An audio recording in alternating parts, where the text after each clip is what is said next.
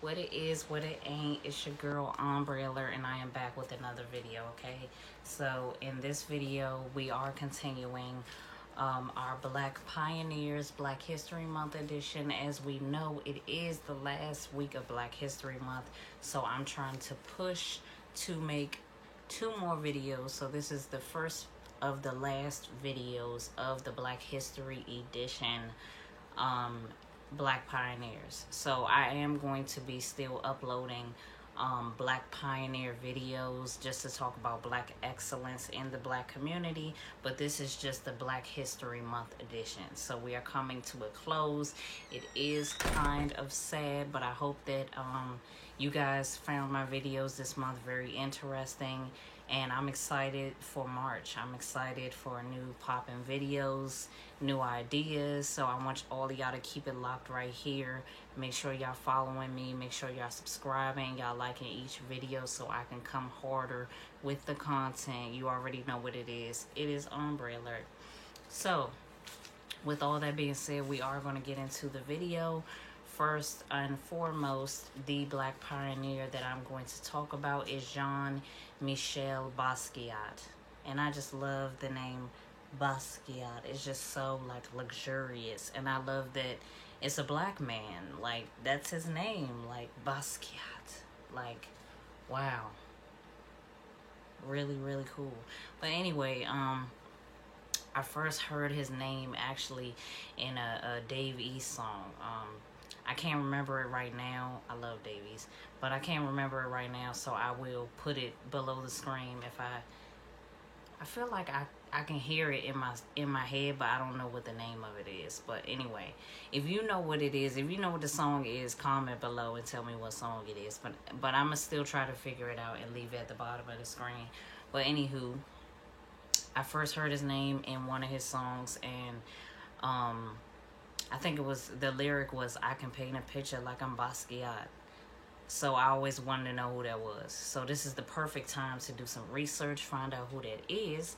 And he is an artist, you know? So we're going to get deep into this. And you guys will figure it out later on. I'll do some videos on some of the paintings that I do. I actually do paint myself. So this is like right up my alley to do a video like this on a black famous artist back in the 1980s. So Jean-Michel Basquiat, he was born December 22nd, 1960. So he grew up in Brooklyn, New York. That's where he is from.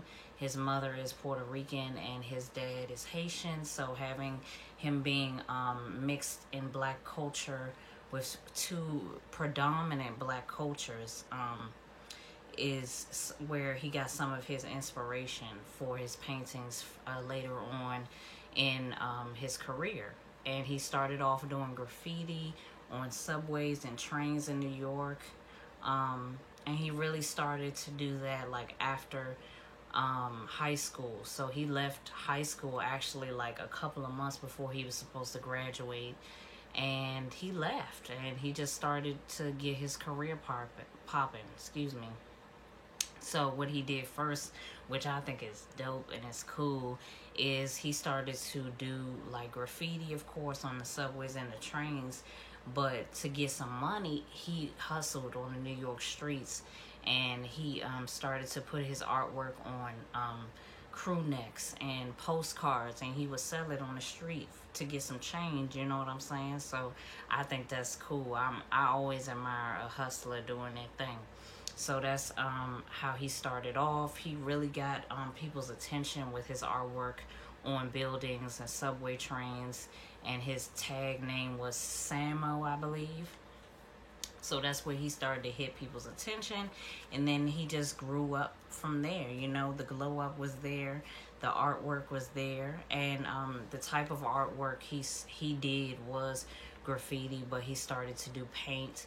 And he, like I said, he rose to fame in the 1980s during the neo-expressionist movement, and that's where, you know, there's a bunch of young artists and painters who basically just paint raw, and it can be seen as an abstract type of painting, but it's like really focused on the human body and a bunch of colors and really raw, uncut, in your face, bold type of paintings, and that's the type of paintings that he did.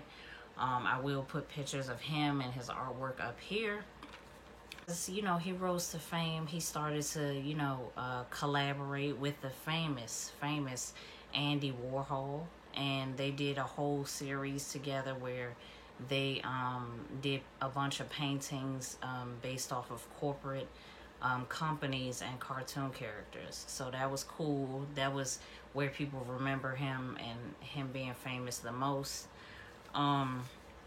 He did travel the world. He went to Africa, he went to Germany, and in Germany, at an art gallery, and I'll put it below here, he actually showcased 60 paintings at this one art gallery, and he became the youngest artist to do so at this certain German art gallery. And he just kept it going. I like that, you know, he didn't finish school, but it didn't matter. You know, he did whatever it took to make his dreams come true.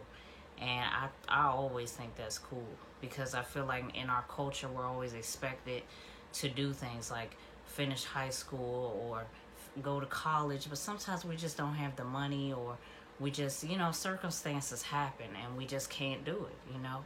No matter how hard we try, we just can't go the route that everybody wants us to go. Like, everybody has their own path, and sometimes, you know, you just got to do what's best for you. So he did create, so he is known for his skulls, his skull paintings, and he is known also for making a lot of paintings with crowns on them, and he used the crown to symbolize black people and black people being royal, and I think that's dope. And you can see that in a lot of his work, that is skulls and crowns. So he was very influenced by black culture, which is popping. And a lot of people credit him for putting black, Puerto Rican, and Haitian culture into the art game. Like, that's a game that's predominantly, you know, white. So it's good to see that there was a black artist shaking things up in the 1980s. Especially during the time in the 80s, there was music, there was movies, like everything was, you know, on the up and up in the 80s. So it's good to see somebody doing their thing in a different type of realm. There was a movie about his life that came out later in 1996, and it's self-titled Basquiat, with Jeffrey Wright and David Bowie. He played Andy Warhol, which I have to see. My mom told me about it, and I have to see that. He did, unfortunately, he did pass away in 1988 from a drug overdose, and which is very unfortunate and very sad. But I do feel like he spent his time within the 1980s. 1980 was the year that he really took off. His career took off. So the fact that he did all of those things from 1980 to the time of his death, which was 1988, he did a lot in those 7.5 years. So his career definitely did take off, and he was the youngest out here in the art world and in the black community doing things to put black people on the map as artists. So he spent his time wisely, let's just say that. Yes, he did unfortunately pass away, but after that, the Whitney Museum of American Art held a showcase for Basquiat's work from October 1992 to February 1993. And recently in 2017, a Japanese billionaire actually came to the art gallery and bought his painting, and I'll put it up here so you can see it.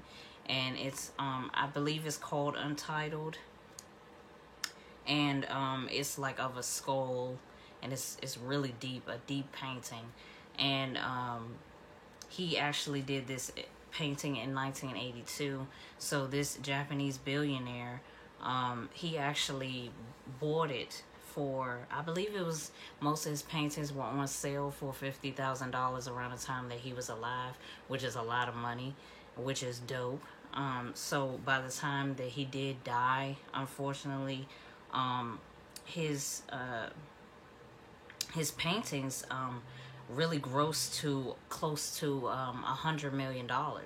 And this one Japanese billionaire, he bought it for $110.5 million, and it's the highest price ever made, you know, by a young artist, and an American artist, by the way. So he really, even after death, you know, all his artwork, it is, you know, like I said, worth millions of dollars.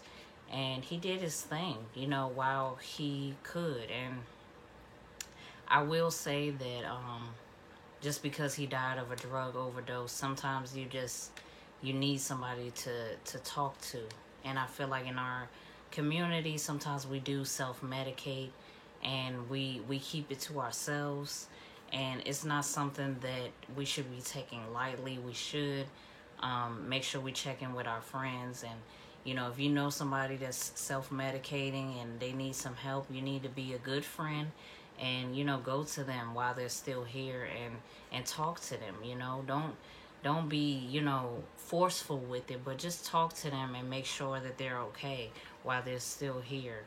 And because you can't control what they do, but at least it'll help. You know what I'm saying? You can be a good friend to that person and get the person the help that they need, you know, so they can change their life. And amazing artist, and I love his work. And he is a Black pioneer, and I just wanted to make sure I did a video about him. So make sure, if you love this video, make sure you hit me a like, give me a subscribe, you know what I'm saying? There's more videos to come. I will be doing one more video for the men, for the Black pioneers. Make sure that you check out my other videos for Black pioneers this month if you have not. It is Umbrella, and I'm out. Bye.